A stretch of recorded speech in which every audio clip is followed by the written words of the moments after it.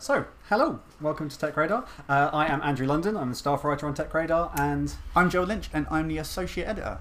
cool. So today we're going to be doing a bit of the tech news from this week, but before we do, some of you may have seen that I did an explainer video earlier in the week that was how to shoot in 4K on your iPhone. So this is going to be a series of videos that I'm going to be doing. Maybe some other people will join in, but it's basically explaining things from the world of tech. And we would really love it if we could have some suggestions from you. So things that you perhaps don't understand. So if you're just constantly seeing a term being thrown around like HDR and you're there going, I don't really know what that means, just pop it in the comments and we will try and explain it for you.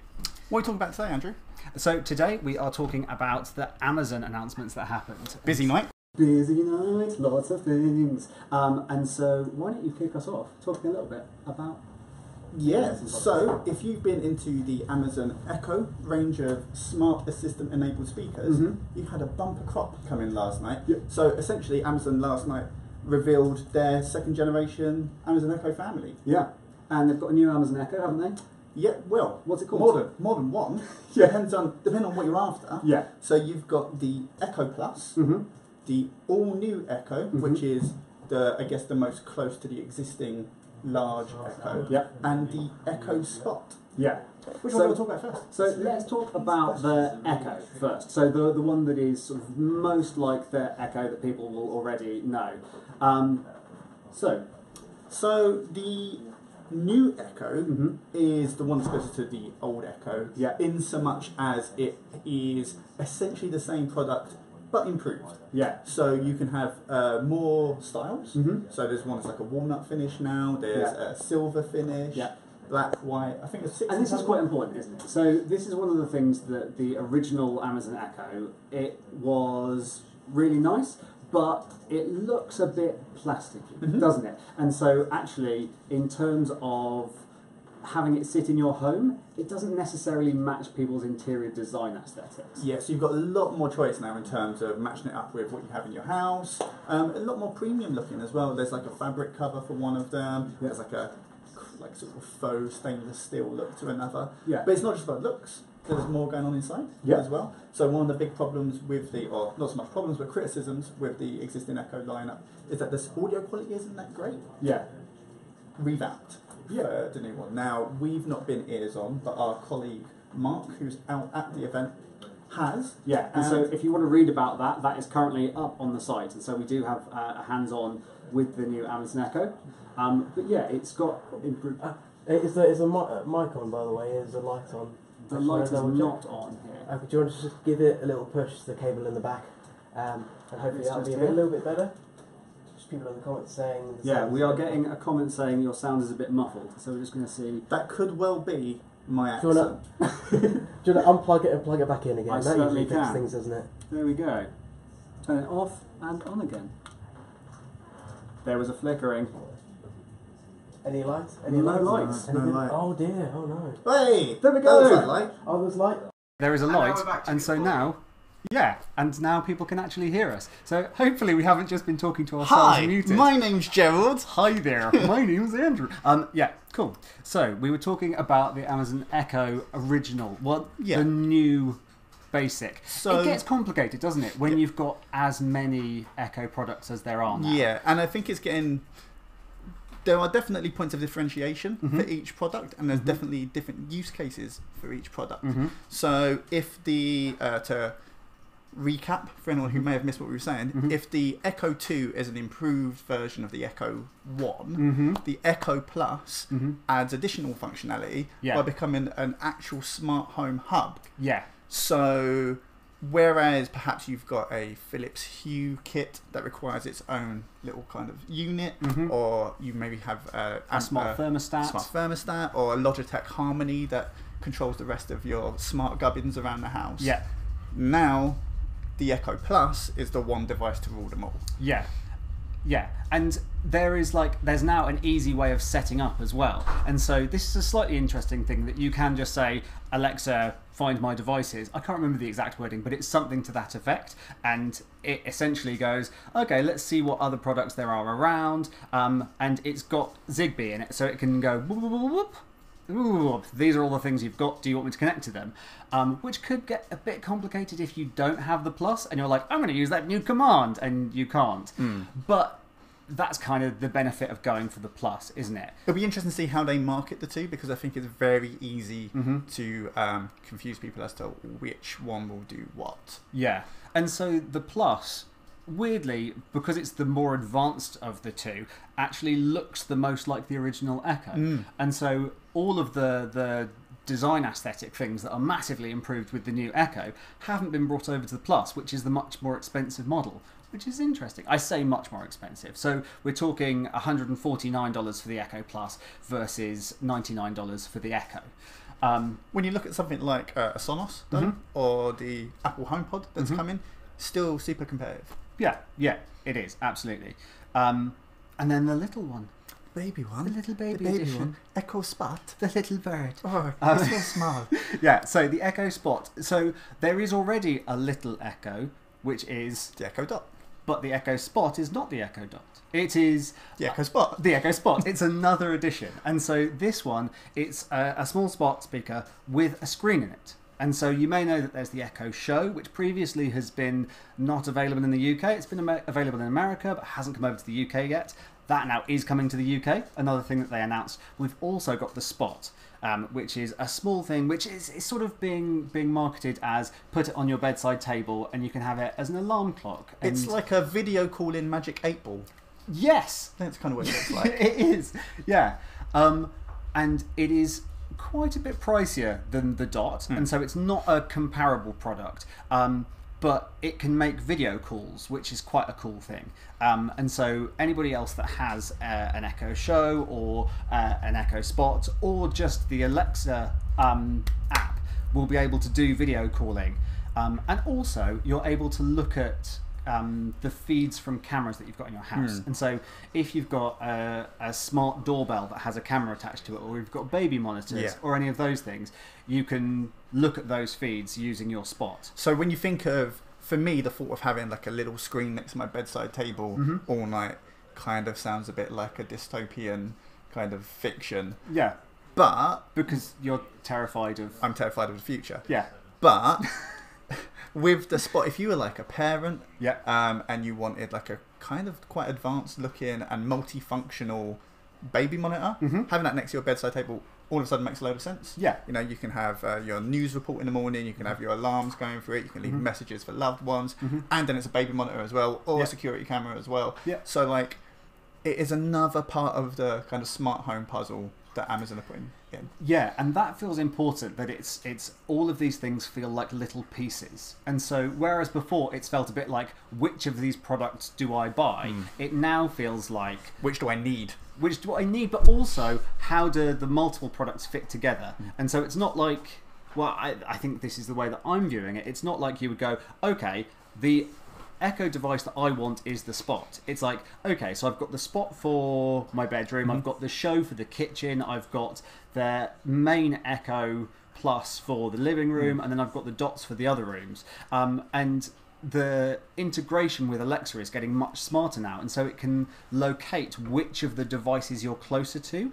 And so then if you go turn the lights on, it will know that you're in the bedroom, for example. So you won't have to say turn the lights on in the bedroom. You'll just say turn the lights on, and it'll know which room you're in.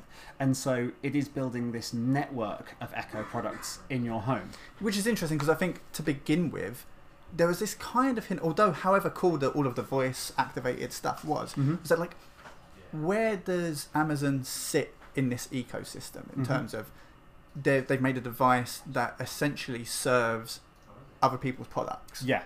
But now there's that feeling of like almost like dominance to it. Yeah. They are in control of other people's products now.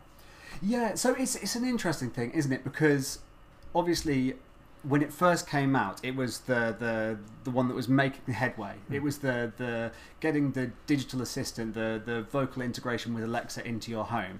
And then Amazon seemed to do a strange thing that it allowed other people to use its microphone arrays. It allowed other people to make Alexa enabled products. It was basically giving away all of its stuff. It was emptying the shop floor, just going, have it all. And so actually what's happened is it means that there's been this proliferation of Alexa into the Internet of Things. It's a household name world. now. Yeah.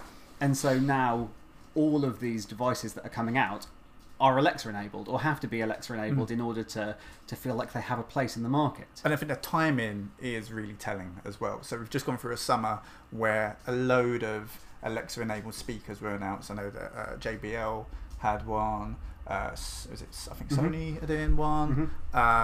And now it's like, okay, give them a couple of weeks.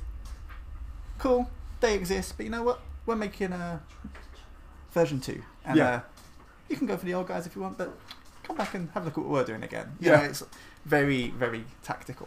Yeah. So I am quickly just going to pop into our comments, and we've got Jeff Stevens said first. Hello, Jeff. Hi, Jeff. Mike Jones was saying that the sound was a bit muffled, but now the sound is much better, so that's really good. And Basil has commented twice, so we've got our very own Basil Cromfley, who has commented as BTECT and as himself. And so he's asked what Zigbee is. And so Zigbee is a wireless connectivity system, and so that can be something that I explain in a later video, because I don't want to dedicate too much time to that right now, because we have to move on to our next thing. Which is? Which is Dyson. Dyson. But not where you normally think about Dyson, right? No, so it's not a Hoover. It's not a fan. It's not not a hand dryer. Oh, what could it be? What is it? It's an electric car. It is an electric car. So tell us more. And coming sooner than you'd think from the sounds of things. Right. So Dyson this week, James Dyson, CEO of Dyson, in case you weren't sure, announcing an email to his company, his employees, which eventually went public, that his company is making an electric car for the year 2020. So a pretty short turnaround. This seems like a strange move. It seems like a strange move when you think of Dyson as a vacuum cleaner company. Right. But Dyson have many fingers in many technological pies. Right. James Dyson himself only has 10 fingers. Yes. But metaphoric fingers. Or 8 and 2 thumbs. But anyway. 8 and 2 thumbs, sure. Yeah. They've got a robot vacuum cleaner. So there's AI stuff in there. They bought a solid state battery company. Okay. So they've got that part of the supply chain. They've been on a hiring spree in the last 18 months or so. So they've now got staff that used to work for Aston Martin and Tesla. So for a little while now, the pieces of this puzzle have been kind of coming together. They got a government subsidy, a UK government subsidy for, I think it's 175 million to put out or to develop an electric vehicle. Right. So if you've been following Dyson away from product launches, there's been lots of evidence pointing towards this happening. Right. Cool. I've just seen that we've had a comment from Matthew Lee. Hi, Matthew. And he is saying that he was reading about these, but as Cortana says, impressive achievement. But he's more intrigued with the Fire TV, which we didn't talk about. We didn't talk about the Fire TV. Yeah. So Amazon have had the Fire TV stick for a long time. They've also had like the Fire TV box. So previously, the Fire TV stick was like your cheap entry model. Plug it into the side of your telly, you get access to streaming stuff. Yeah. And then the Fire TV box was kind of a little more high end. It had a better graphics processor, so it allowed for 4K video. And they were bundling it with a gamepad for a while there. I'm not sure if they still do that. But it was kind of something that they were just like, oh, it really does this as well. So it wasn't the main focus of it. Last night, they revealed the new Fire TV 4K, which is now like the size of like a little dongle that just hangs out of the side of your telly. Yeah. So you've got 4K HDR, and that's HDR10. So that's, bells and whistle standards. Yep. In the size of like a kind of little, like the size of a biscuit. And in terms of price, it is much cheaper than Apple's 4K HDR TV. So it's $69.99. Which is what, like, I'm not going to speculate, but that's considerably cheaper. It's right? considerably cheaper. Yeah. Yeah, which is really interesting that they've come out directly after the Apple 4K TV announcement and gone, oh yeah, we're also doing 4K HDR TV for less. I think for Amazon, when you look at their Kindles, arguably the Echo as well, their products are as much about selling services as selling the products themselves. Yeah. So you get a Kindle relatively cheaply, and that's like a loss leader so that you buy ebooks. And eventually Amazon makes its cut back that way. Yeah. In the same way, this smaller, cheaper 4K Amazon Fire TV stick, Yeah. or plug-in, whatever Yeah. you want to call it, will make its money back through Prime subscriptions. Yeah. Amazon channels. Amazon channels, movie rentals, stuff like that. Yeah. So, win-win for everyone, kind of. Yeah. Yeah, so I think it depends on where you want your money to go and how you want to spend it. Yeah. Whether you want to do bigger upfront cost and smaller monthlies, or And if you're tied into an ecosystem as well, if Yeah. you've got a load of Apple devices, maybe you're, already using iTunes all the time, and you've got loads of downloads already tied to your account. If you're not, nice and easy way in. yeah, cool.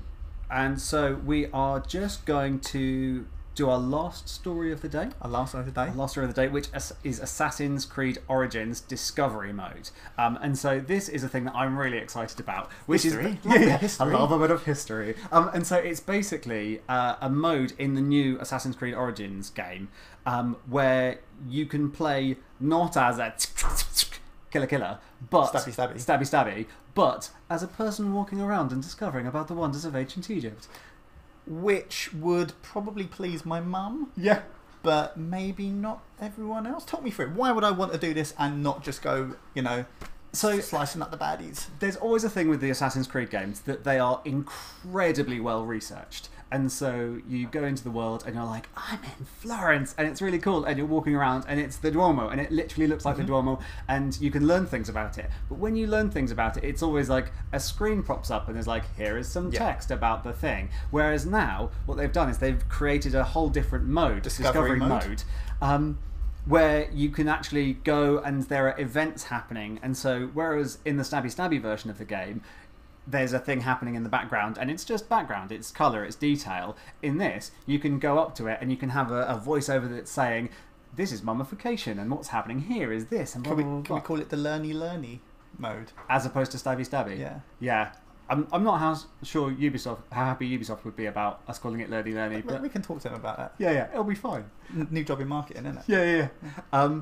And so, yeah, they're, for me, has always been one of the coolest things about Assassin's Creed is that it's not just mindless action stuff, that there is always this undercurrent of historical detail. And so now the fact that you can go, you know what, I just want to have a bit of a break from all of the missions and explore the open world and learn more about ancient Egypt. Yeah, and I think it also opens up the game to a different audience to a degree. In so much as I remember playing the first Assassin's Creed, the one set in the Crusades. I think I got it for Christmas.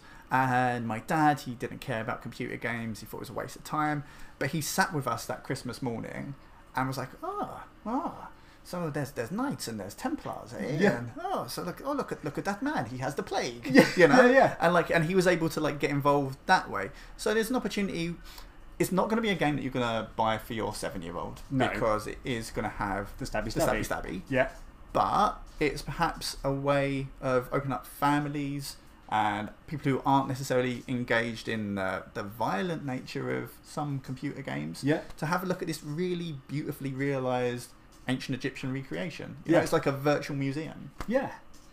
Super cool. So we are just going to have a little look through the comments we've got here. So ONC, hello. I think the fact that so you have written Dynamo, I'm guessing that's autocorrected, that Dyson's doing a car isn't surprising. I think we will see Apple, etc. doing it. They have a lot of money to throw at these things. So an Apple Been talking about this for a long time, haven't they? I mean, it's the Silicon Valley buzz thing at the moment, isn't it? Yeah. So I have a feeling that Apple won't make their own vehicle.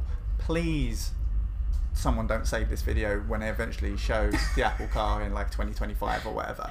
But I'm more inclined to imagine that they'll build the AI engine for a car. I think they're more interested in that element of it than the actual vehicle itself. Yeah. Well, an interesting thing that's happening with cars at the moment is the amount of different companies that are coming together in order to make things happen. And so another one of the announcements from the Amazon thing was that Alexa is now going to be in BMWs. And we have been seeing lots of car companies that are making collaborations to come together to do self-driving cars or to do electric cars or to do all of these sorts of things. And so yeah, it's definitely an interesting area, the automotive developments of technology. But yeah, I don't know about Apple Car. They have, they do have their own dash system already. So they have, they're dipping their toes in. Yeah. Money to burn. Yeah. Cars is a tough business though. Yeah. I think Tesla's success really shouldn't be seen as the rule. They're the exception. They've thought about their product really long and hard, and they've done a really good job with it. That doesn't necessarily mean it's a model for everyone, even if you're Apple. Yeah. But if anyone's got the money to make it happen, it would be them. Yep. Yep. So we have got a comment here from TechSpotter that says, "Sounds good. What's the price?" Unfortunately, TechSpotter, I don't know what you're talking about. We've talked about quite a lot of Well, we products. can go through the prices for the Amazon stuff, right? Yeah, absolutely. A Dyson cart will be more than you can afford right now because it doesn't exist. Yeah. So if you want to know how much they're spending on making the Dyson car, they're putting £2 billion in. So if you've got 2 billion lying around, maybe you can make your own Dyson car. Yeah. So the new Amazon Echo is $99 or £89, or about 126 Australian dollars. The Echo Plus is $149 in the US, 139 pounds. The Echo Spot, $129, and it's only got a US release at the moment. And so it will come. It will come to other markets, although possibly not Australia. We don't know about Australia because they have had a bit of a turbulent history with whether or not they get Amazon Echo products. And the new Fire TV, $69.99, like I said.